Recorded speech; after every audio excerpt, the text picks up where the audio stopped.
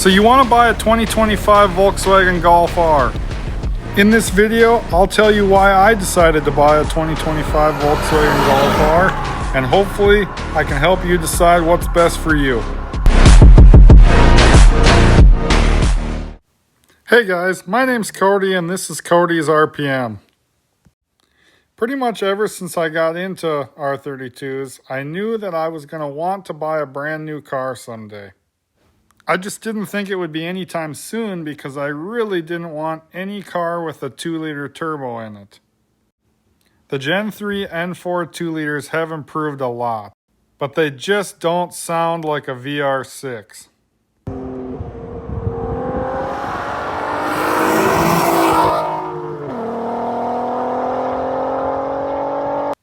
Although I do think the VR6 is one of the best sounding engines ever created, there's a lot more to the story than just how a car or an engine sounds.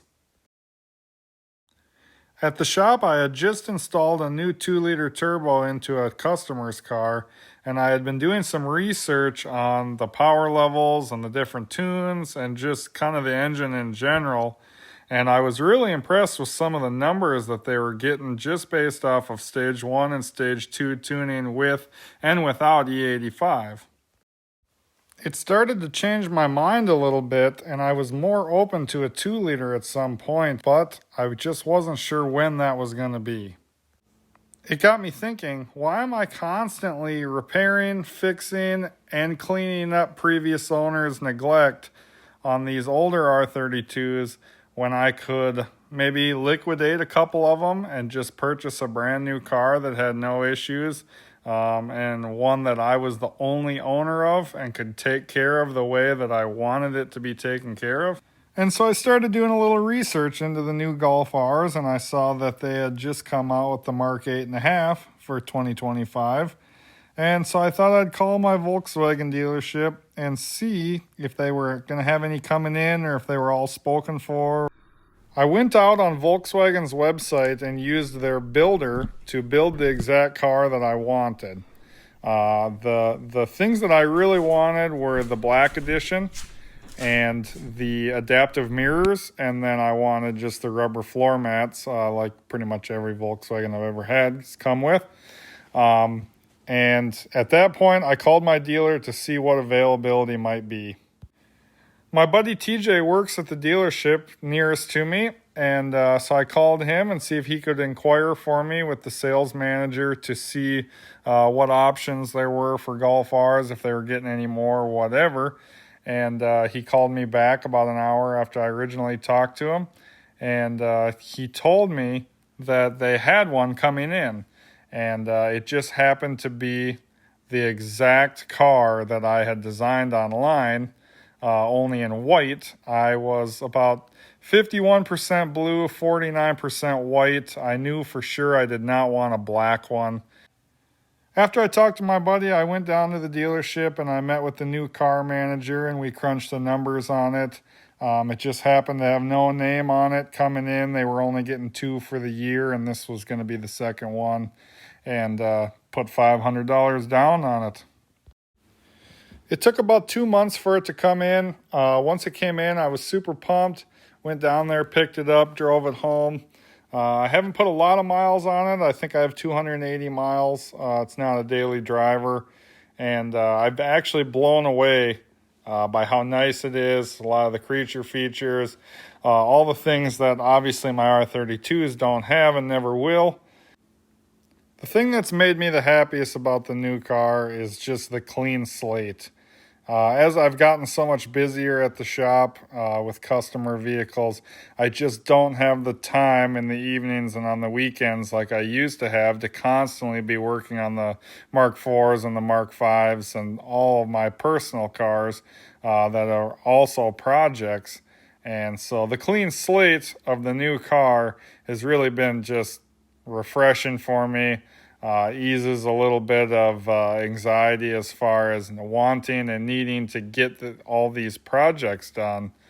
So that is the main reason why I got it, is to try and just simplify my life a little bit, sell out a couple of the projects I have, and have a car that's in perfect condition with a clean slate that only my hands have touched.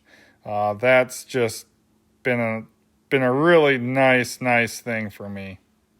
So that's why I bought the car. Some of the reasons you might want to buy the car. It is incredibly smooth. It is incredibly powerful for a stock car at 328 horse.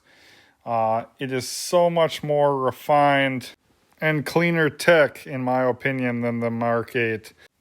And the couple special things that they did with the Black Edition and the Euro package, and just there's actually a few options that come along with the car. Now, I'd like more than 3 colors if we could, and I think most people stand with me on that. But, you know, to just have the base model Golf R, not that it is a base model, but just, you know, what you see is what you get. It's nice that Volkswagen gave us a few options as far as, you know, Euro package and Black Edition. I think that's going to help certain values in the future, and it's going to help the Mark 8.5s keep value harder than, you know, the Mark 8s and even the Mark 7s have, because the shining Mark 7 is the 2019, because that's when they came out with the 7.5 with a little better tech, the Spectrum cars and that sort of thing, where now we're seeing the base level Mark 7 Golf Rs, just the 15 to 18. They're not holding their value very good. I mean, they're anywhere from 10 to 20 grand.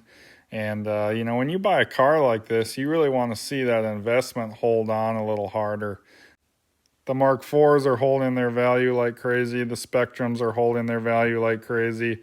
The Mark 5s, Mark 6s, base model Mark 7s are kind of tanking a little bit. So I'm hoping that few of these options on the Mark 8 is going to help, or Mark 8.5, excuse me, is going to help these values stay up higher over the longevity of the car's life.